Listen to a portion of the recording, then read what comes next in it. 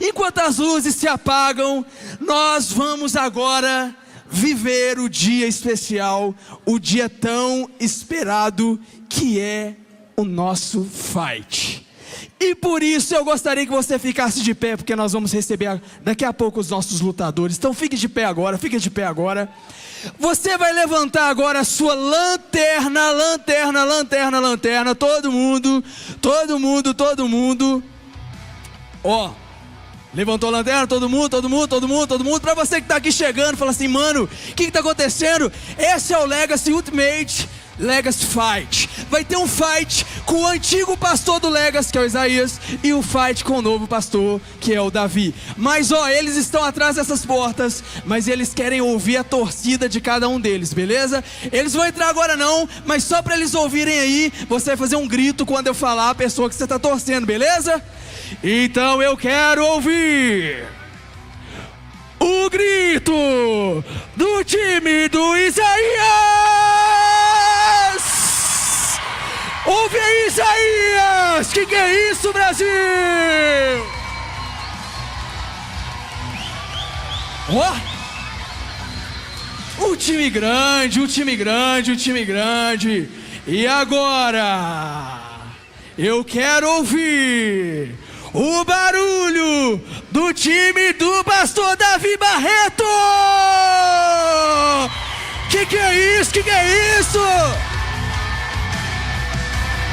Eita! Então se prepara, porque eles vão se enfrentar. Agora é a hora.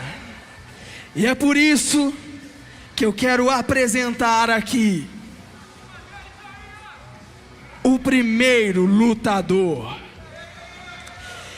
Ele se preparou, ele diz que foi diariamente, mas ele, que tem do meu lado direito 92 quilos. Cadê o barulho, gente? Ele que tem 1,78 de altura.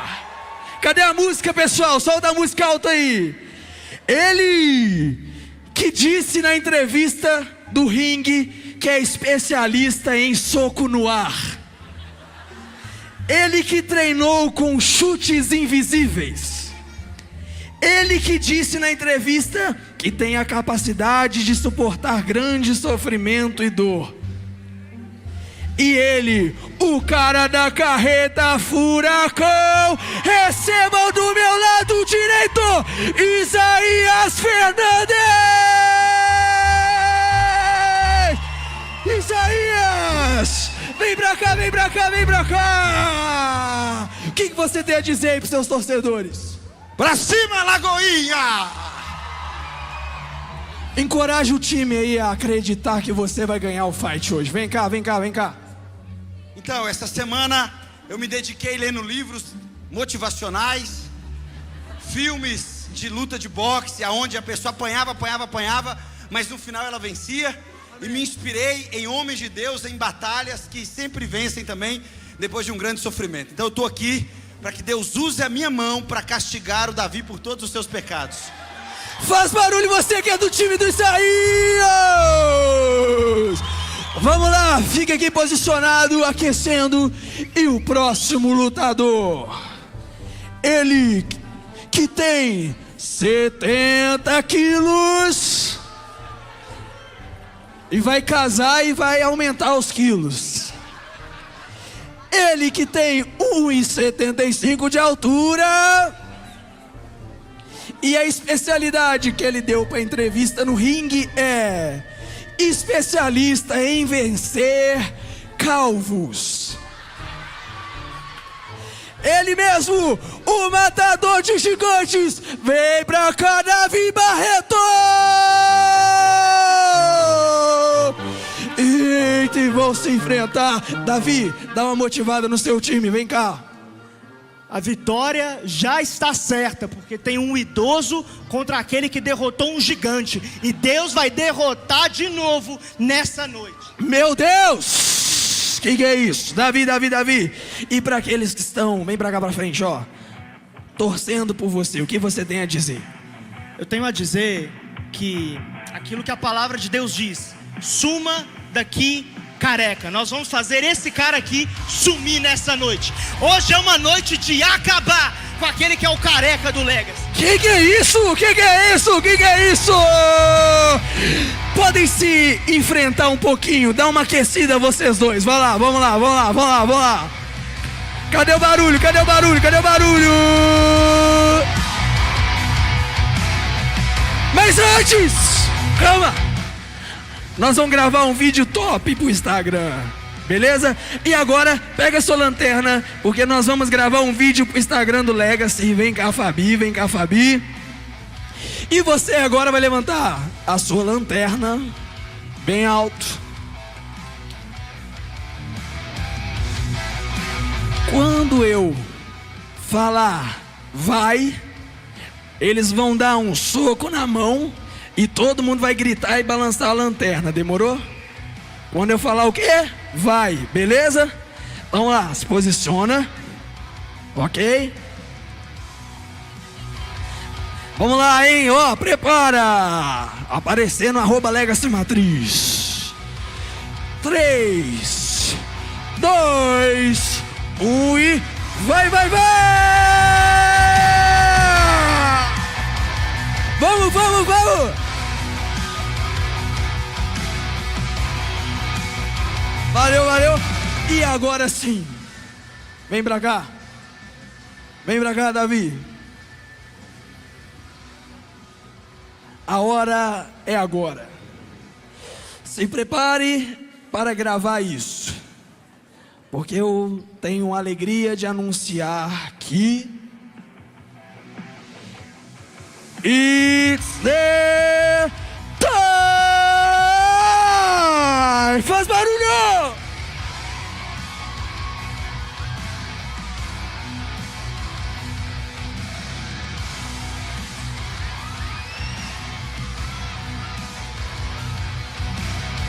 Bora, bora!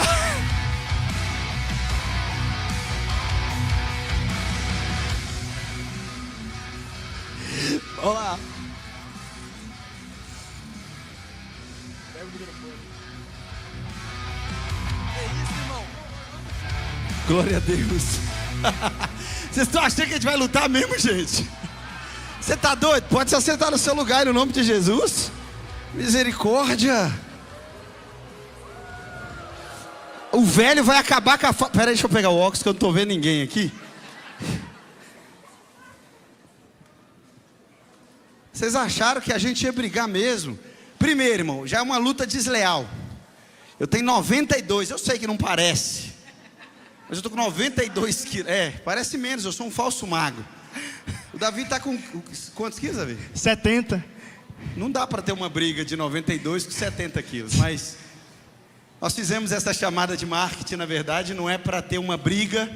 Na verdade, é para te ensinar a lutar contra os inimigos corretos. Quando nós anunciamos a transição, muita gente veio procurando, falando aquelas teorias das conspirações que tem muito aqui em Lagoinha, né? Então, é porque estão querendo enviar o pastor Isaías, estão mandando o pastor Isaías para algum lugar, ou é porque o Lucinho pediu para ser o Davi. E aí sempre vem com essas ideias. E aí a gente tem um time muito criativo aqui de mídia, e eles entraram na loucura e a gente decidiu fazer essa doideira toda. Mas no final, nós vamos agora pregar a palavra de Deus ao seu coração. Aleluia! E nós vamos tentar pregar igual uma dupla aqui, né? Uma dupla de amigos, de crentes, de pastores. E vamos tentar no final não atropelar um ao outro. Vamos tentar. Não brigar, e vai dar certo no nome de Jesus, amém? Amém! Glória a Deus! Glória Desculpa a Deus. frustrar o seu coração, irmão. Eu também estava com vontade de bater nele, porque ele ficou falando toda hora que eu sou calvo, cara. Qual a necessidade dessa parada? Dizendo, basta o espelho denunciando. E agora o Davi também. Mas vamos para a palavra de Deus. Pega a sua Bíblia aí, abra ela com a gente em Romanos, no capítulo 12, nós vamos ler o verso 14. Romanos, capítulo 12, verso 14. Pode começar. Romanos, capítulo 12, nós vamos ler primeiramente o verso 14, depois vamos ir para o versículo 17 em diante. Romanos 12, versículo de número 14, A palavra de Deus diz o seguinte: abençoem aqueles que os perseguem, abençoem e não os amaldiçoem. Versículo 17: não retribuam a ninguém mal por mal, procurem fazer o que é correto aos olhos de todos, façam todo o possível para viver em paz com todos. Amados, nunca procurem vingar-se, mas deixem com Deus a ira, pois está escrito: minha é a vingança, eu retribuirei, diz o Senhor. Ao contrário, se o seu inimigo tiver fome, dê-lhe de comer, se tiver sede, dê-lhe de beber. Fazendo isso, você amontoará brasas vivas sobre a cabeça dele. Não se deixem vencer pelo mal, mas vençam o mal com o bem. Feche seus olhos nessa noite, vamos orar. Pai, apresento diante do Senhor cada coração que está aqui, Senhor. Eles não vieram para ver uma luta entre homens, mas o Senhor marcou um encontro com cada um, Pai. E o Senhor tem algo para dizer na sua palavra. Por isso, que a voz do Espírito Santo seja clara nessa noite. Que o Espírito Santo salve pessoas dos seus rancores, dos seus traumas do passado. Que o Espírito Santo salve almas e venha remover tudo aquilo que é tralha do diabo, Senhor. E que tenhamos a certeza de que o Senhor nos levou ao entendimento correto de como vencer as batalhas. É isso que pedimos em nome de Jesus. Amém, amém e amém. Amém. O tema do sermão é o amor versus os inimigos, ou versus o mal, né? Na verdade, irmãos, fato é que todos nós temos diversas batalhas para enfrentar. Foi o tema de janeiro. Eu sei que às vezes você enfrenta tantas coisas, inimigos diferentes, e às vezes nós procuramos muito materializar esses inimigos. Então você acha, por exemplo, que o seu verdadeiro inimigo às vezes é aquele chefe, ou aquela chefe insuportável do seu trabalho, ou talvez aquele professor ou professora que parece te perseguir lá na faculdade ou na escola, parece aquele vizinho, aquela vizinha fofoqueira, que fica pegando no seu pé, ou de alguma maneira, nós personificamos inimigos e buscamos o tempo todo inimigos. É muito fácil para nós viver nessa dualidade, nesse mundo cartesiano de o bem contra o mal. Não sei se você já reparou isso. É sempre nós contra eles. E o tempo todo a vida humana tenta nos dividir e colocar de um lado. Então, se você está numa ideologia política, ou não está, necessariamente tem que estar do outro lado. Se você torce para um time de futebol, necessariamente você tem que torcer para o outro. Hoje pela manhã, por exemplo, eu estava com a minha família no zoológico, e eu encontrei uma criança lá, e era bonitinho que a criança, ela estava com a camisa do Clube Atlético Mineiro aqui, mas estava com um boné do Cruzeiro. E aí eu fui e perguntei, e falei assim: mas como assim? Você torce para o Atlético ou para o Cruzeiro? Ela falou assim: a camisa é minha mãe que me deu, e o boné é meu pai que me deu. Eu estou usando só para agradar, porque eu não gosto de futebol. A criança falou isso. Mas é porque na nossa cabeça é muito prático, ou tem que ser um ou tem que ser outro, não tem jeito. O tempo todo nós rivalizamos. Irmãos, o problema disso é que vem de uma maneira oposta ao que o Evangelho propõe. Porque, por exemplo, o que nós vamos pregar aqui é que Jesus, ele diz que nós temos sim desafetos. Nós temos sim pessoas que às vezes são taxadas como os nossos inimigos. Mas quando você está no reino de Deus, a sua luta contra os seus inimigos é uma luta diferente. Nós não lutamos contra pessoas. Ninguém pensa que no reino de Deus, Deus nos chamou para uma guerra. Então eu estou aqui com Davi e a gente sabe que a convivência não é fácil. Tanto na casa dele, na minha casa, quanto aqui na igreja. A igreja também é igual casa. Opiniões diferentes, pessoas diferentes, gerações diferentes. O Davi tem 22 anos. 21 anos, vai fazer 22 ainda. Eu estou com 34 anos de idade. Você tem noção da diferença? Tem mais de 10 anos de diferença de idade. Irmão, é claro que a nossa opinião, é claro que a maneira como enxergamos a vida é completamente diferente. Mas Deus não nos chamou para guerrear entre nós. Deus nos deu uma maneira de brigar, uma maneira saudável de brigar. É que todas as vezes que a gente se desentender, nós temos que derramar o amor um no outro. E é sobre isso que nós queremos falar. E o Davi vai introduzir um pouco mais a carta e o contexto teológico para você. Introduzindo você ao livro de Romanos, Paulo ele é o autor dessa carta, e ele escreve essa carta da cidade de Corinto, e o cenário por trás é muito peculiar. Essa é, a título de curiosidade, uma das duas únicas cartas que Paulo escreve no Novo Testamento que não é para uma igreja que ele mesmo plantou. Essas cartas são Colossenses e Romanos. Paulo ele não conhecia essa igreja, ele não conhecia porque não havia ele mesmo plantado essa igreja, mas ele escreve essa carta com o propósito de se apresentar à igreja que está na cidade de Roma, ao mesmo tempo que ele apresenta um plano que ele tem para poder conseguir recursos e ir para uma quarta viagem missionária na Espanha, que provavelmente Paulo fez. Paulo ele chama essa igreja, e ao mesmo tempo que ele diz: ei, eu sou o apóstolo Paulo, e ele entrega aquilo que o Senhor lhe confiou, ele também entrega um plano que ele tem em seu coração de ir até a Espanha. E nisso nós chegamos no propósito dessa carta. Esse é o Evangelho segundo Paulo, ou seja, a carta aos Romanos, ela é o resumo, ela é a síntese, ela é uma sinopse do que o cristão crê. Paulo pega todos os temas existentes do cristianismo, desde a ira de Deus, ele faz uma construção teológica, até chegarmos nos mais diversos temas do cristianismo. Você quer saber o que a gente crê? Leia a carta aos Romanos. Isso aconteceu, por exemplo, com Martinho Lutero. Isso aconteceu com grandes homens de Deus, que ao lerem essa carta, eles encontraram de fato aquilo que é a nossa fé. E dos capítulos 1 a 11, Paulo ele trata uma sessão teológica. Ele gasta tempo dissecando sobre a ira de Deus e o tanto que o homem é incapaz de se achegar a Deus. Ele passa a dizer depois sobre a misericórdia de Deus em Cristo Jesus e a justificação pela fé.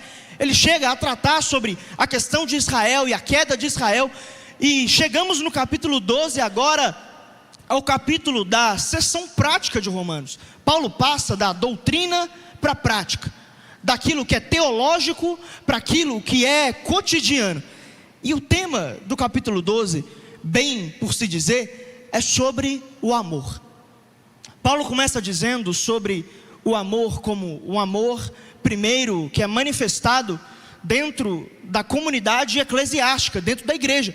Mas ele passa a trazer uma abrangência agora maior. Ele diz: não é só para dentro da igreja. O amor do cristão, ele tem uma amplitude infinita. Sabe por quê? Deus ele amou o mundo. Porque Deus amou o mundo de tal maneira que entregou seu Filho unigênito, para que todo aquele que nele crê não pereça, mas tenha vida eterna. Deus amou a absolutamente todos. Paulo agora pega e diz: não, o cristão ele não ama só a sua família. O cristão ele não ama só as pessoas que são da mesma igreja. Não, o cristão tem que ter o mesmo amor que Deus teve. Ele amou o mundo que é inimigo de Deus. Os inimigos de Deus foram objeto do amor de Deus. Paulo está dizendo: assim como Deus amou seus inimigos, vocês têm esse amor dentro de vocês, e vocês precisam manifestá-lo. E a verdade é que a gente não ama quem nos persegue porque são seres humanos. Não, ele é um ser humano mortal, então eu tenho que amar ele.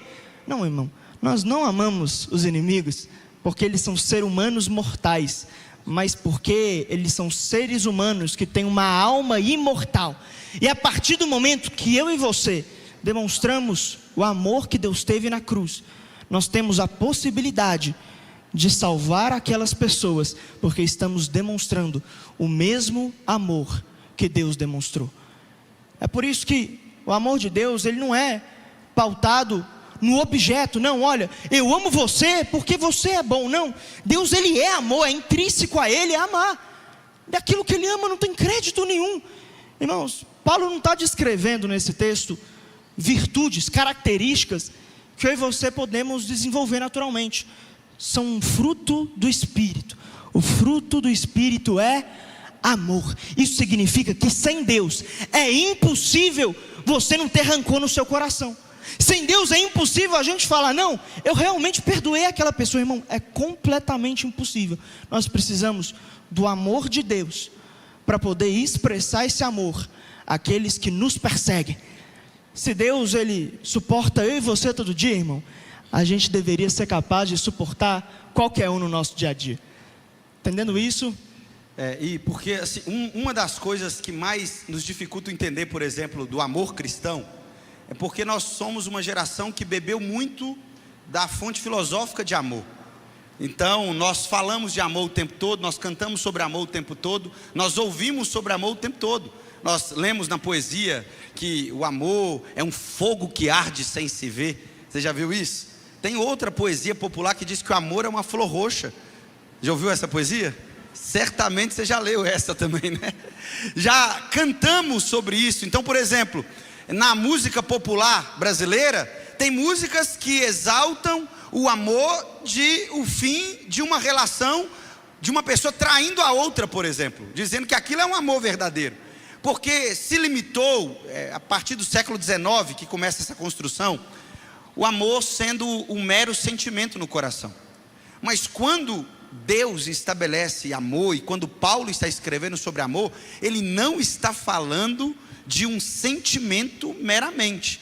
Lógico, o amor também envolve sentimento, mas ele vai para além dos sentimentos. Então, quero citar um exemplo prático, para que você entenda do que Paulo está querendo dizer. Por exemplo, a sua mãe. É basicamente impossível virar e dizer que você odeia a sua mãe. Numa relação normal, convencional, todos nós amamos os nossos genitores. Mas em algum momento da sua vida, a sua mãe te fez raiva, te estressou. E nesse momento, o sentimento que você tinha pela sua mãe não era um sentimento gostosinho, não era um sentimento fofinho, não era um sentimento legalzinho. Ao contrário, era um sentimento de raiva, era um sentimento de ira, era um sentimento de frustração. Mas todo esse combo sentimental não anula o fato de você amar a sua mãe. Significa que naquele momento você está tendo alguns sentimentos que não necessariamente estão ligados ao amor. Eu sou pai, minha filha está com 1 ano e 7 meses e ela está uma bênção. Esse período de escola, janeiro, nós estamos no dia 438 de janeiro, porque esse mês não acaba. Não acaba. Já não tem dinheiro, já a sanidade mental foi pro saco. E eu tenho que trazer minha filha para os atendimentos. Quem eu atendi esse mês de janeiro provavelmente foi lá para o gabinete, confessou as suas pitangas e a minha filha ouviu as suas pitangas. Então, ela sabe de tudo. Ore para que Deus apague da memória dela o que você falou no gabinete. Irmão, sexta-feira, mas o que a minha filha fez de raiva, você não tem noção. Mas assim, eu não estava conseguindo falar. Eu cheguei para minha esposa e falei: amor, eu não estou conseguindo falar com ela mais, de tanta raiva que essa menina fez. Irmão, ela entrou, o banheiro, estava lá o banheiro do gabinete, ela sentou no vaso, ela pôs o pezinho no vaso com urina, e ela ficou assim, ó, com o pezinho no vaso de urina. E isso não é o pior não, é porque eu não quero imaginar, porque ela tem o hábito de pegar o bico dela e molhar o bico dela assim e pôr na boca. Mas eu não quero imaginar que a minha filha fez isso, porque a minha vontade, sabe qual era a minha vontade quando eu vi isso? Era de pegar a cabeça dela e de enfiar no vaso sanitário assim, ó. Você quer beber água com xixi? Bebe água com xixi. Essa é a minha vontade. Mas aí com muita paciência, a gente tem o Espírito Santo que dá domínio próprio. Eu tirei ela de lá, eu coloquei ela do lado de fora do banheiro, eu me tranquei do banheiro e chorei afetuosamente dizendo: Senhor da glória. Mas eu continuo amando ela. Não é porque ela errou ou porque ela me estressou que o meu amor foi esvaziado por ela. É disso que Paulo está dizendo. E o nosso problema da nossa geração é associar o sentimento ao amor. Irmão, amor não é sentimento, amor é fruto do Espírito. E sem o Espírito Santo você não vai conseguir amar. Amém? Entendendo isso, eu quero reler com você o versículo 14, que diz assim: abençoem aqueles que os perseguem, abençoem e não os amaldiçoem. Primeiro ponto: encontre a paz ao falar bem de quem te prejudica. Irmãos, a palavra abençoem aqui no Novo Testamento é uma palavra riquíssima. Ela quer dizer literalmente, no mínimo, 3 coisas simultaneamente. Primeiro, falar bem de alguém é você ter um falar gracioso sobre aquela pessoa, você não destacar qualidades negativas. A segundo momento, essa palavra significa orar por alguém, ou seja, você colocar em oração o nome daquela pessoa. É Jesus que reitera isso muito bem em Mateus 5,44, que ele diz: eu porém lhes digo, amem os seus inimigos e orem por quem os persegue. E em terceiro momento, essa palavra significa praticar voluntariamente o bem a quem te faz mal. Irmãos, esse conselho aqui, ele é no mínimo algo quase absurdo que Paulo deu. Paulo está falando para uma igreja em Roma que eles deveriam falar bem e orar pelos seus perseguidores. 8 anos mais tarde, sabe o que ia acontecer nessa igreja? Iria se levantar um imperador, Lúcio Domícios Nero, o imperador Nero, famoso, talvez você já ouviu falar, em que ele manda incendiar Roma às suas custas, e depois ainda coloca a culpa nos cristãos, dizendo: não, os cristãos são uma espécie de maldição, uma praga, nós precisamos queimá-los vivos. E os historiadores dizem que faltou madeira em Roma para poder crucificar os cristãos em cada esquina, colocá-los em piche, queimá-los vivos. E esse conselho de Paulo permanecia. Eles estavam na cruz, mas não deveriam falar mal, eles tinham que falar bem dos perseguidores. Eles estavam sendo perseguidos, mas deveriam orar por aquele império cruel que os matava, aquele império que queria colocá-lo em grelhas, queria pegar os cristãos e simplesmente queimá-los. Eles deveriam fazer o bem e falar: olha, o que você está precisando? Irmãos, isso mostra para a gente que como o nosso coração está distante, porque esse conselho de Paulo aqui, ele não se refere a somente: olha, não fala mal da pessoa que te faz mal, não é isso. A Bíblia deixa muito claro que a boca fala do que o coração está cheio. João Calvino, ele explicando esse texto, ele diz que o grande motivo de Paulo dizer para nós falarmos bem dos perseguidores é que quem fala mal não perdoou de verdade. Ele está com um registro de mágoa no coração, ele tem um rancorzinho escondido. E sabe qual que é o problema? Eu vou ser bem sincero aqui. A gente fala assim: não, eu perdoei o fulano de tal. Aí sabe qual que é a frase seguinte? Mas eu só acho engraçado que, irmão, você não perdoou foi nada. A gente, na primeira oportunidade da pessoa que a gente diz que perdoou, a gente fala mal, e a gente está falando que perdoou. Eu te perdoo, varão. Glória a Deus. Seu coração foi regenerado, você recebeu um novo coração. Esse coração que você recebeu, esse coração novo, é um coração que foi dado por Deus a você. E é um coração habilitado para as coisas celestiais. Você consegue imaginar Deus um dia, que partilhou o coração dele com você, sentando para conversar com você, para falar mal de alguém? Isso implica dizer, as rodas de conversas que você tem se assentado para conversar, falam diretamente da sua conversão e do estado do seu coração. O tipo de assunto que você conversa fala diretamente do tipo de assunto que tem circulado no seu coração. Porque, irmão, um salvo de verdade, alguém que recebeu um coração do Pai, a gente canta: eu recebi um novo coração do Pai, coração regenerado, transformado, coração ensinado por Jesus. Aí você imagina Jesus compactuando o tipo de assunto que a gente pratica no dia a dia. Porque, irmão, a fé cristã não é praticada no culto, não. O culto é onde nós expressamos a fé que foi praticada no dia a dia, na semana.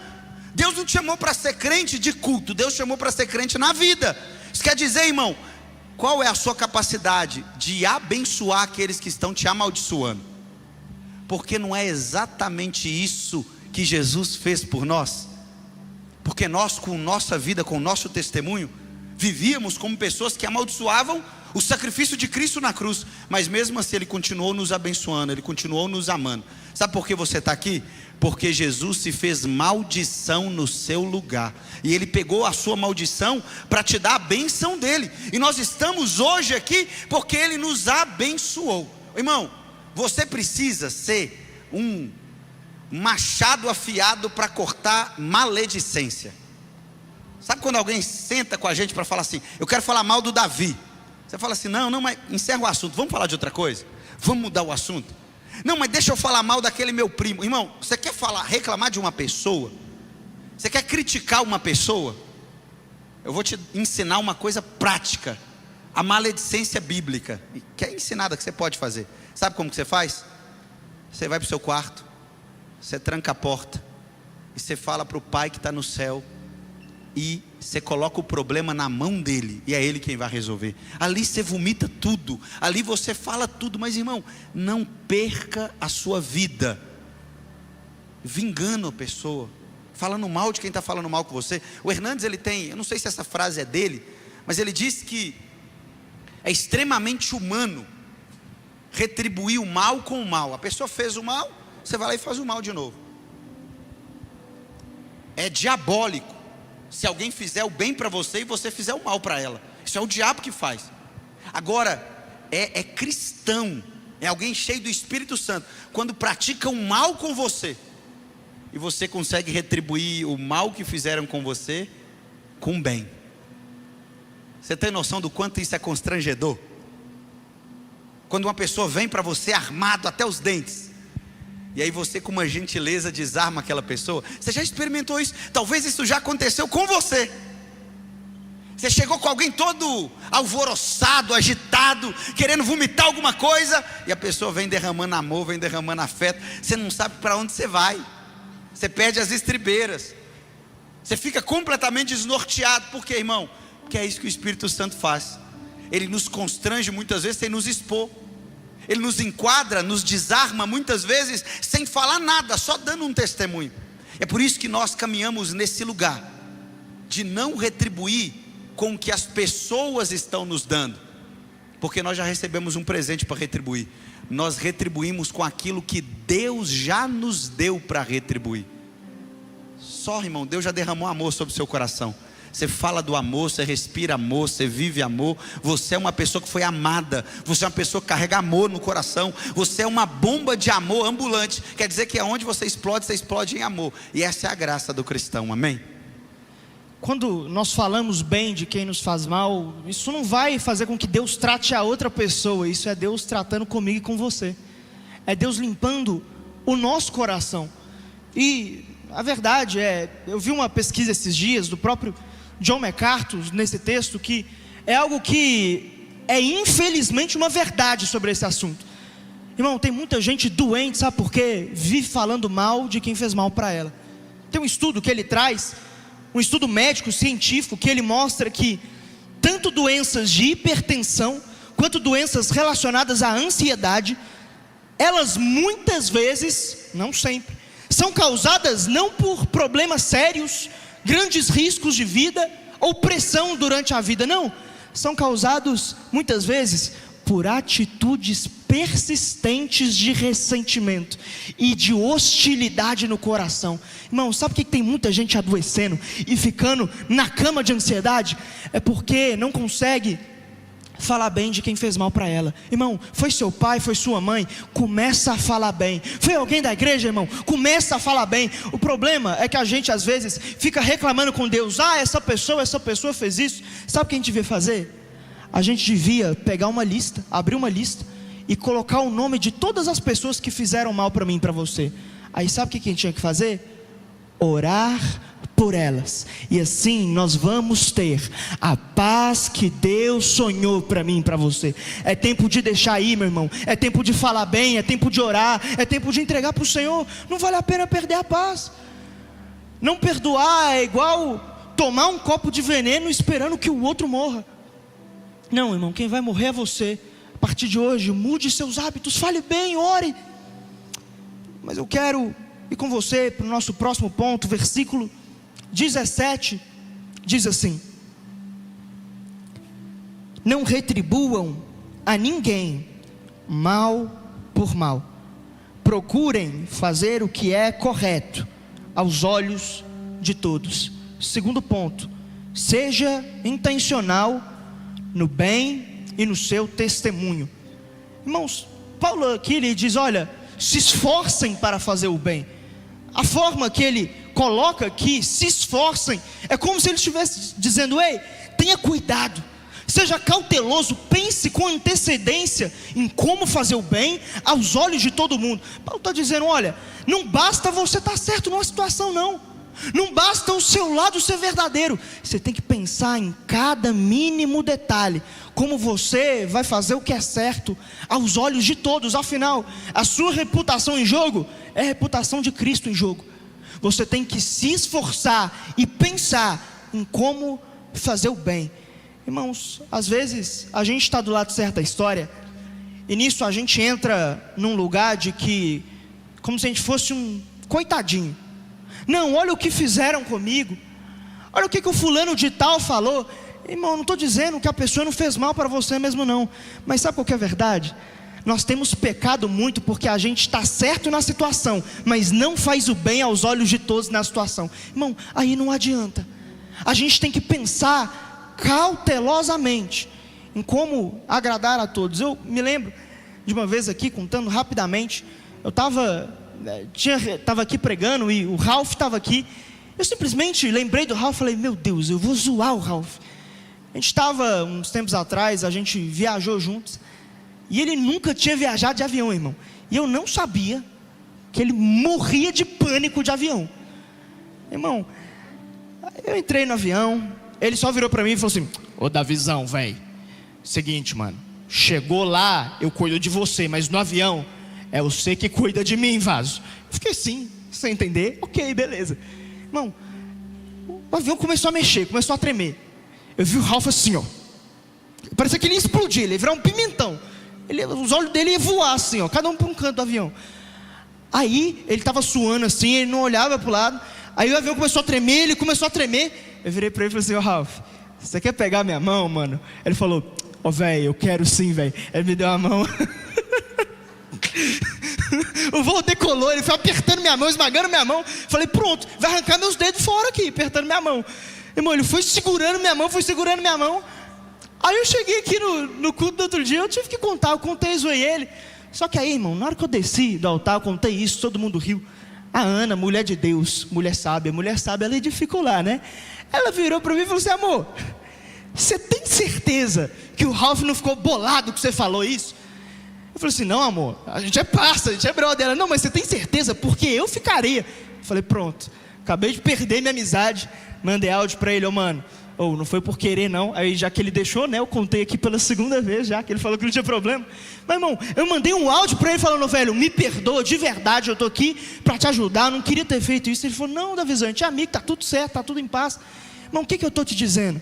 Você tem que cuidar dos sentimentos dos outros. Você tem que tomar cuidado, porque o que você está falando é certo, mas não necessariamente é desse jeito que tem que ser falado. Você está ferindo o sentimento do outro, e por isso a reputação do próprio Senhor Jesus está caindo em descrédito, porque a gente só se preocupa com o nosso lado da história.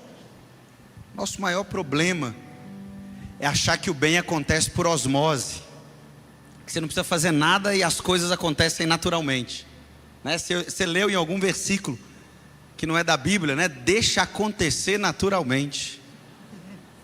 Mas não, irmão, Paulo está dizendo que o bem precisa ser obtido por meio do esforço. Você tem que se esforçar para praticar o bem. E naturalmente, irmão, nós não praticamos o bem. Naturalmente a gente faz o mal. A gente não percebe, mas naturalmente, em nome da honestidade, a gente machuca pessoas. Em nome da sinceridade, a gente ofende pessoas. Em nome da verdade, nós pisamos e esmagamos a palha que já está moída. E é possível falar a verdade, mas sendo intencional, para que aquela verdade provoque o amor e a restauração de alguém, e não a destruição. Você acha que é honesto você simplesmente jogar uma bomba e sair correndo? Porque muitas vezes é isso que a gente fala, não é? Quando tem um burburinho lá no seu trabalho, lá no grupinho, e chega uma informação, ou você leva uma informação, você só coloca lá e deixa aquilo explodir e virar um negócio sem controle, ou você é aquele que vai lá e desarma a bomba para aquilo não virar um problema? Nas reuniões da sua família, Natalzão que passou aí, você é o que leva a uva passa para a discórdia, Você é aquele que desarma as bombas ou você é aquele que joga gasolina para brigar ainda mais? Porque, irmão, Deus não te chamou para ser pitbull de garagem, para ficar brigando internamente, não. Deus te chamou para intencionalmente fazer o bem o tempo todo. E eu sei que é difícil a gente praticar o bem o tempo todo, porque o tempo todo parece que as pessoas estão nos provocando. O tempo todo pessoas te provocam no trânsito, o tempo todo as pessoas te provocam no trabalho, o tempo todo as pessoas te provocam na vida. Sabe onde você vê muito isso? Em relacionamento, por exemplo. Essa semana eu estava atendendo um casal e o rapaz falando comigo: pastor, nossa, mas essa semana parece que eu me tornei inimigo da minha namorada. A gente começava a disputar em tudo. Ela falava: eu acordei hoje cedo, 6 horas da manhã. Eu acordei 5h30. Ela falava: eu acordei com dor de cabeça. Eu não estou sentindo a minha perna, mas tem 3 anos já. Assim, eu vou começar uma faculdade. Fala assim: eu estou indo para os Estados Unidos estudar em Harvard. Disputando em tudo, brigando em tudo.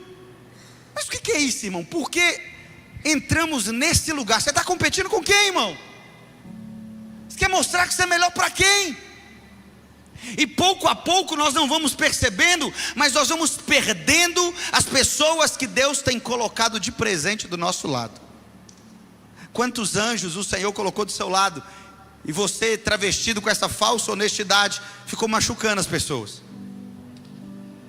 maltratando as pessoas, uma incapacidade de pedir perdão. Eu tinha um amigo que ele era muito quebrantado. Hoje ele mudou, ele mora lá em Betim. Mas pensa, cara, ele não era crente à época, hoje ele é, mas ele era muito quebrantado já naquela época. E eu lembro que a gente jogava bola sempre assim na rua, e eu era meio brucutu, por isso que eu larguei o futebol e fui virar pastor. Que agora eu não bato mais literalmente, mas metaforicamente. E ele era alguém muito habilidoso assim, né? Então, só que, não sei se já reparou no futebol, quem costuma ser muito habilidoso é também muito fominha, não toca a bola. E ele era assim, às vezes eu estava melhor posicionado, ele nunca tocava a bola. Ele ia driblando todo mundo, driblava até o gol e saía com a bola e tudo. E eu lembro que um dia eu estressei com ele, eu falei: cara, você não toca essa bola, te matar, rapaz. Eu lembro que ele, e geralmente o pessoal fala: sempre foi mal, tá bom, cara. Mas ele virou, e eu lembro que ele chegou perto de mim e falou assim: Isaías, você me perdoa, cara? Mas foi tão formal a maneira que ele falou comigo assim: cara, você me perdoa? Eu falei: que isso, irmão, tá tudo certo. Ele: não, olha nos meus olhos aqui, você me perdoa? Eu errei, eu estou te pedindo perdão. Sei lá, irmão, eu devia ter 16 anos de idade. O cara, achei que estava me pedindo em casamento do jeito que ele fez. Eu falei: irmão, eu te perdoo. E isso era no desenvolver da vida, era tudo. Se a gente estudava e fazia um trabalho coletivamente, e por conta da parte dele tirava nota mal, ruim, ele me pedia perdão. Ele pedia perdão por qualquer compromisso que ele atrasasse. Ele era alguém que tinha facilidade em pedir perdão. Mas ele não tinha facilidade em pedir perdão porque era um sentimento natural, não, irmão. Ele se esforçava o tempo todo para perdoar. Eu lembro que um dia eu perguntei para ele, falei assim: ô Wallace, por que você está me pedindo perdão, cara? Ele virou para mim e falou assim: irmão, deixa eu te falar, se eu não te pedir perdão, eu sei o estrago que isso vai ficar no meu coração. Eu sei o buraco que eu vou entrar. Eu já entrei nesse buraco com a minha mãe, já entrei nesse buraco com meus irmãos, já entrei nesse buraco com meu pai, e eu não quero entrar mais nesse lugar, cara. Então eu decidi em Deus pedir perdão todas as vezes que eu errar, imediatamente. Eu não deixo virar defunto e feder. Eu já peço perdão, mas o perdão sincero, e eu quero que a pessoa me perdoe. Eu sou intencional em fazer o bem para recuperar às vezes o mal que eu causei e nem percebi que eu causei. Irmão, você precisa se esforçar para fazer o bem. As coisas não acontecem por osmose. Acorda, amanhã, domingão, faça o bem. Sei lá, talvez você não mora com seu pai, com a sua mãe. Compra um café daquele melhorzinho, graúdo, leva para o seu velho lá, para sua velha. Eu tenho certeza que eles vão gostar. Tem um monte de coisa que você fez com o seu irmão, com a sua irmã, de sangue, e que você só deixou para lá. Porque família é assim, a gente briga, aí fica sem conversar uma semana. Passa, você acha que não tem que pedir perdão não. Aí volta a conversar, mas o problema não foi resolvido. A gente só ignora o problema. Mas ele está lá, não, irmão, chega lá, dá nome, fala assim: ô, vem cá, senta aqui, capeta. Você lembra aquele dia que você me estressou, e aquele dia que eu falei, tudo que eu falei não é verdade, é mentira. Saiu mentira da minha boca. Você não é a pessoa rejeitada, você não é o pior aqui de casa, você não está ficando calvo. Fala isso para mim, eu espero depois. Fala para a pessoa, verbaliza, irmão, no que você falou que está errado, que não é, porque, irmão, as coisas não acontecem naturalmente, não acontecem por osmose. Você precisa se empenhar para fazer o bem. Amém? Primeiro de tudo, me perdoa. Está perdoado, varão. Você pode aplaudir o nome de Jesus. Aleluia. E a verdade, por mais dura que seja, é que tem muito familiar de crente que não converte. Sabe por quê? Porque o crente não é intencional em ter um bom testemunho. Quem dera a gente fosse tão bom para no calor da discussão falar um monte de coisa, para depois virar e pedir perdão, falar, ó, isso aqui não é verdade não. É por isso que tem muito familiar de crente que não converte. Porque, irmão, você está ultrajando, você está destruindo a própria reputação de Cristo. Você está dizendo que você é cristão, que Cristo se preocupa com todos, Ele é o próprio perdão, é o próprio amor, e a gente fala meia dúzia de palavras que fere a pessoa de cima a baixo, aí depois finge que não aconteceu nada, empurra para debaixo do tapete. Que Cristo é esse que a gente está vivendo? Isso não é Cristo, isso é uma faxina superficial. Isso é como se fosse pegar tudo que a gente está fazendo de errado, colocar ali um véuzinho para poder fingir. Irmão, Jesus disse que não adianta vir na igreja se você não resolver o problema com seu irmão lá fora. É para deixar a oferta no altar e se reconciliar. Irmão, de coração, por mais pesado que seja, tem pessoas que não deveriam estar no culto agora, deveriam estar prezando pelo bom testemunho com as pessoas de dentro da sua casa e pedindo perdão ao invés de estar aqui agora. Deus não aceita esse tipo de culto. Mas eu quero ler com vocês o versículo 18, que diz assim: façam todo o possível para viver em paz com todos. Terceiro ponto: busque a paz, mas não se prenda ao que você não controla. Paulo deixa muito claro, olha, se possível, em algumas versões, como a versão ARA, existe em grego uma preposição que ela é condicional. Se, naquilo que depender de mim e de você, existe uma condição para poder termos a paz. A paz não é simplesmente algo que você decide e acontece, não.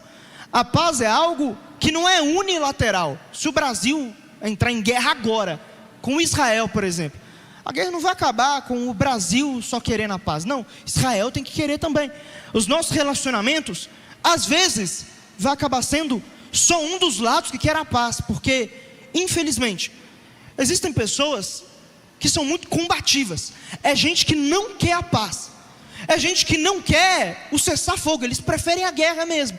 Eles gostam da confusão, eles gostam dos problemas. E naquilo que depender de mim e de você, esquece o outro. Esse sermão não é sobre a pessoa da sua família. Esse sermão não é sobre aquilo que fizeram com você, aquela pessoa, não. É daquilo que depender de você. Daquilo que depender de mim e de você, irmão. A gente tem que se sacrificar. A gente tem que abrir mão para poder ter a paz. Mas existem coisas que nós não podemos abrir mão. Por exemplo, daquilo que a Bíblia diz. Se para ter paz com um namorado você precisa pecar, ter relacionamento sexual, essa paz não é a paz de Deus, é a paz do diabo. Isso você não deve fazer. Se para ter paz com alguém você tem que contrariar aquilo que Deus diz, isso não é possível. Então você perde a paz, mas mantém aquilo que Deus disse. Mas irmão, aquilo que depender de mim e de você, nós temos que fazer a nossa parte. Irmão, de verdade mesmo, você quer realmente ter paz com aquela pessoa? A gente tem que ligar para essa pessoa. A gente tem que falar: ei, me perdoa aquele dia lá, ei, vamos sentar, vamos resolver. Eu quero abrir mão, aquilo que está na minha condição, eu quero fazer. Só que nesse versículo, às vezes, a gente só foca na última parte, que fala assim, ó, ei, no começo, que diz, olha, se possível. Aí a gente fala, não, a pessoa não quer, mas irmão, o trabalho é nosso, de fazer o acordo de paz. Deus não chamou cristão para ser o bélico, né? Eu até usei esse texto para pregar no último culto 20 e 30, se eu não me engano, que era o título do sermão, deixa de ser chato. Você já viu gente que é chata assim? E geralmente o chato e o cristão andam juntos, eles costumam caminhar juntos. Eu estou falando de você, cristão, estou falando de mim aqui. E por quê, irmão? Porque a gente quer ter razão demais. A gente é muito opiniudo. Minha mãe fala isso comigo, fala: Isaías, você é opiniudo. Quer dar opinião, quer dar pitaco, quer se posicionar em tudo. Não, em nome de combater a omissão, a gente se tornou um espetáculo dos horrores. Já viu que hoje as pessoas têm opinião para tudo? A pessoa lá vê 3 vídeos no YouTube, se tornou o comentarista de pregação e homilética e não sei o que. A pessoa não conhece, mas já dá opinião de tudo. Já comenta tudo, comenta. A Lagoinha, ela é um fenômeno, né, nas mídias sociais. E aí assim, volta e meia vem uns comentários bem idiotas assim pra gente, né? E aí uma pessoa me chamou esses dias no meu direct, foi no ano passado, finalzinho do ano passado, e falou assim: pastor, eu estou assustado como você se perdeu. Eu falei: ô meu irmão, tudo bem? Bom dia, Deus abençoe. Eu falei: eu vou mandar uma foto para ele, café com Deus Pai do livro. Fala assim: faz um devocional aí, varão, quem sabe melhor o dia, né? Qual que é a minha vontade, irmão? A minha vontade é passar o trator por cima. Ele falou assim: irmão, me perdi? Quem se perder é você, ô demônio. Vamos lá no dia 25 de janeiro, vai ter uma luta. Eu não vou lutar com o Davi, eu vou lutar com você, ô Satanás. 30 segundos de trocação livre. Mas irmão, meu coração bélico tinha que cair por terra. É a hora que a gente tem que ser humilde, a gente tem que lavar o pé da outra pessoa. Mesmo contrariado, falar: é possível manter a paz com esse demônio? É possível. Eu vou manter a paz com ele. Falou: meu irmão, tudo bem? Vamos marcar de tomar um café? E aí você me confronta, fala onde é que eu me perdi. E se eu tiver me perdido mesmo, e Deus também direcionar, eu me arrependo e saio desse caminho, está tudo certo. E vamos que vamos. Ainda não me respondeu. Mas irmão, na internet tem de tudo, toda hora, critica-se tudo. Isso aqui, eu sou o pastor de jovens que deve ter mais gente idosa seguindo. Vocês não têm noção do que vai virar o meu Instagram depois disso aqui. Acabou, pastor, você se perdeu completamente. Luva de boxe no altar, meu Deus, profanar o altar, que não sei o que, é terrível. Mas irmão, assim, de coração, você está achando que eu vou perder minha paz por conta disso? Está achando que eu vou perder 1 minuto de sono porque alguém está achando que não se prega mais o evangelho com jovens, porque a gente pôs uma luva de boxe e brincou com o negócio em 5 minutos? Você acha que eu vou perder minha paz? Não, irmão. Agora, por que você está perdendo a paz com tanta coisa boba? Por que você está tão estressado por tanta coisa, irmão? Aí fica agitado, irmão, você não consegue resolver o problema? Então fique em paz, está resolvido. Você consegue resolver? Corre atrás e resolva. E vamos embora. Agora não consegue, você vai perder 1 minuto de sono, 1 minuto de preocupação. Irmão, deixa eu te falar, eu tenho tanta coisa para viver nessa vida. Eu tenho tantos sonhos. Pastor Márcio sempre fala, eu tenho sonhos até 100 anos. Eu também tenho sonhos até 100 anos. Mas eu só tenho hoje. Eu tenho tanta coisa para viver, para ficar me preocupando ou deixar a outra pessoa ficar roubando a minha paz. Ô irmão, minha paz custou caro demais. A minha paz custou o sacrifício do Filho de Deus na cruz do Calvário. Você está achando que eu vou deixar qualquer pessoa ficar tirando ela de mim? Não, eu estou me esforçando para viver em paz, irmão. Eu estou regulando o tempo todo para ficar tranquilo. Eu tento dormir em paz, eu tento acordar em paz, eu tento viver em paz. E eu não estou querendo guerra com ninguém. Só estou lutando contra o pecado e contra o diabo, ponto. O resto, eu estou good vibes, entendeu? Inclusive precisa até de uma praia agora, que sábado eu não vou ficar pregando sempre aqui. Qualquer dia desse eu pego o carro e se estressar demais, Davi, vou lá para Cabo Frio, que é a praia de Guarapari. É isso aí, eu vou junto com você também, vou ficar aqui não, vamos embora. Meu problema, que eu vejo assim, repetidamente, é que eu acho que tem muita gente que está vivendo um evangelho meio, quem te viu passar na prova e não te ajudou. Como assim? Como se Deus fosse alguém que olha para você e fala, olha que bonito, a pessoa fez mal, agora você está bem. Não, irmão, A verdade é que Deus, Ele amou os pecadores. E aí a gente está lá. Não, Deus, a pessoa fez isso, mas o Senhor vai pesar a mão. Irmão, pesar minha mão no meio de sua cara. É isso que vai pesar. A gente está achando que Deus vai fazer alguma coisa com o outro. Você ia falar alguma coisa? Não, só ia pegar tá, a luva de boxe. Mete bronca, tá tudo certo. Irmão, você tem um problema com alguém? Você resolve, igual homem, bota lá. Se você for mulher, não é igual homem, né? É igual mulher, glória a Deus. Mas se você for homem, irmão, pede a pessoa para sentar. Bota olho no olho e fala assim: irmão, vamos resolver o problema? Irmão, a pessoa não quis resolver o problema, é porque o problema não é seu. A sua parte de chamar e resolver, você faz. Mas a partir do momento que você não tem o que fazer, é porque o problema não é seu, é problema do outro. E a gente não foi chamado para controlar o outro, irmão. Cuide da sua paz. Tem muita gente aqui perdendo a paz porque quer controlar o outro. Não, o outro tem que fazer isso. Irmão, tem que nada. A gente não controla nem a gente. Eu vou controlar as ações do outro. Deixa o outro se virar. Quer falar alguma coisa aí, vai? Achei que você ia falar cuide da sua vida. É legal também. É isso aí, cuide da sua vida, maravilhoso. Bora? Bora? Tá, então bora. Versículo 19 até o 21. Nós vamos para o nosso último ponto. Amados, nunca procurem vingar-se, mas deixem com Deus a ira, pois está escrito: minha é a vingança, eu retribuirei, diz o Senhor. Ao contrário, se o seu inimigo tiver fome, dele de comer, se tiver sede, dele de beber. Fazendo isso, você amontoará brasas vivas sobre a cabeça dele. Não se deixem vencer pelo mal, mas vençam o mal com o bem. Quarto e último ponto: vença com o bem, a arma mais poderosa.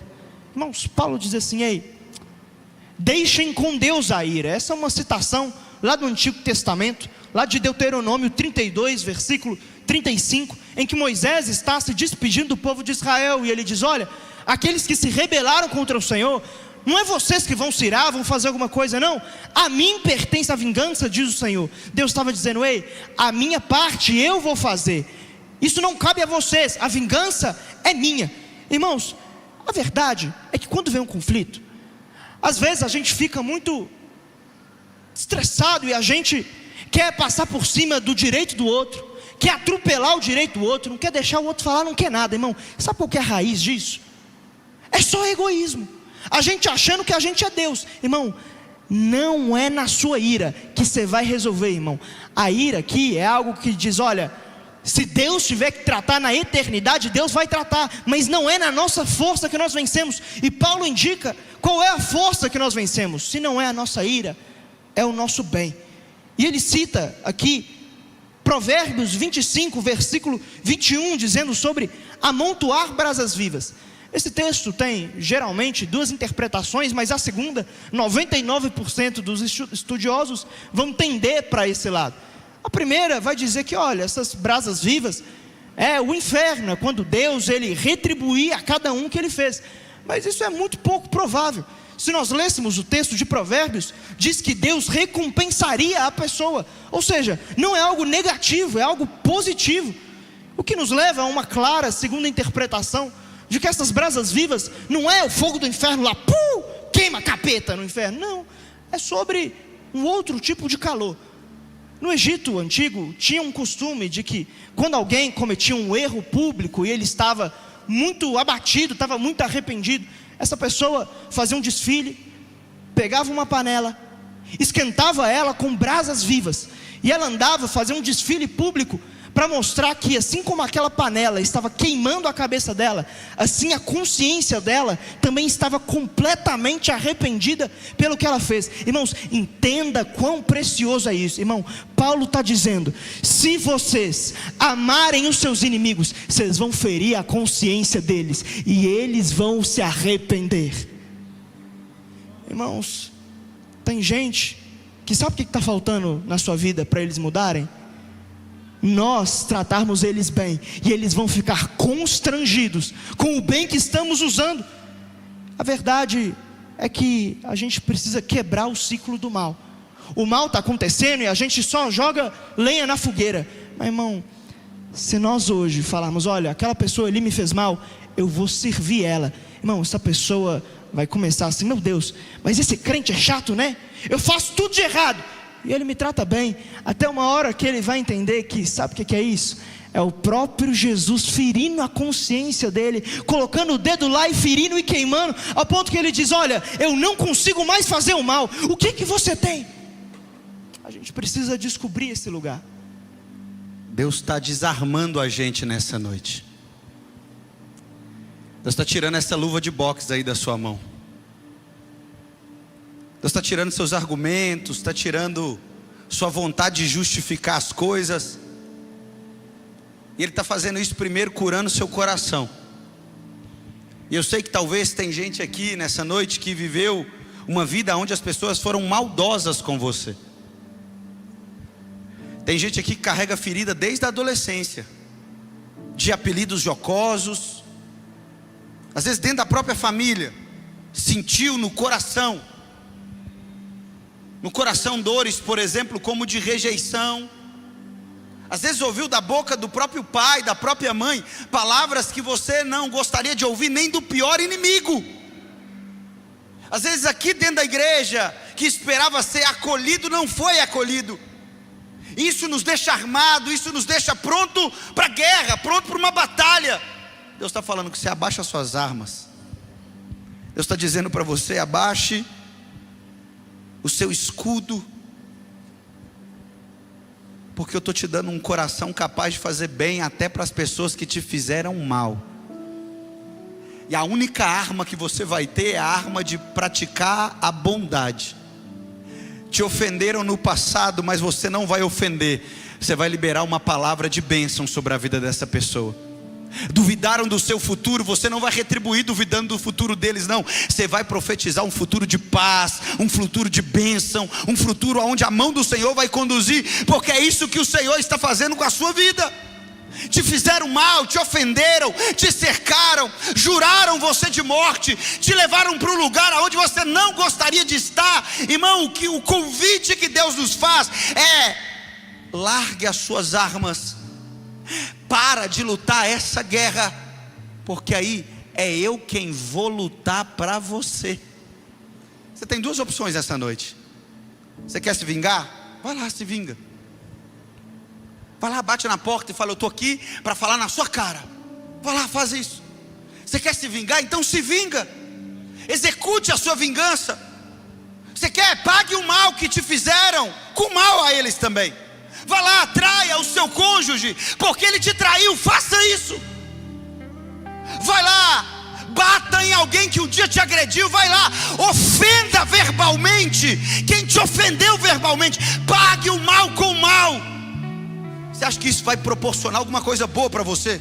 Você acha que você vai ter paz depois disso? Você acha que você vai dormir bem depois disso? Você acha que isso vai trazer algum alento para a sua alma? Eu te garanto que não. Eu ouso dizer que você vai ficar pior, porque você sabe que violou princípios para fazer isso. Você sabe que precisou machucar alguém e fazer alguém sofrer para fazer isso. Agora, você quer se ver livre desse sentimento? Você quer ter seu coração restaurado? Você quer ver sua alma livre? Coloca as suas feridas, as suas dores, as suas chagas diante do Senhor e deixe Ele ser o seu vingador, irmão. Deixe Ele vingar para você, porque quando nós colocamos aos pés da cruz, quando nós depositamos diante dos pés do Salvador, irmão, não há ferida que não seja curada, não há dor que não seja sarada, não há, irmão, dilema que não seja resolvido. Sabe qual é o convite que Paulo está fazendo aos romanos? Não é para que ele olhe a espada dos romanos e deseje entrar em guerra, entrar em conflito. Não é olhar para a geração que está vindo e achar que é uma geração chata, inferior, diferente. Não, não é isso. Sabe qual que é o convite que Paulo está dizendo? Ei, você tem algum dilema? Já descontei, perdoa. Nós estamos falando sobre perdão, tem que me perdoar. Coloca aos pés do Senhor Jesus e olha para Jesus, irmão. Porque se você olhar para Jesus, eu tenho certeza que você vai ficar interessado demais no olhar de Jesus para você. E enquanto você está olhando para Ele, Ele está curando seu coração. Enquanto você está olhando para Ele, Ele está tirando a poeira do seu coração. Ele está restaurando a sua vida. E não há ferida que resista ao toque do Senhor Jesus.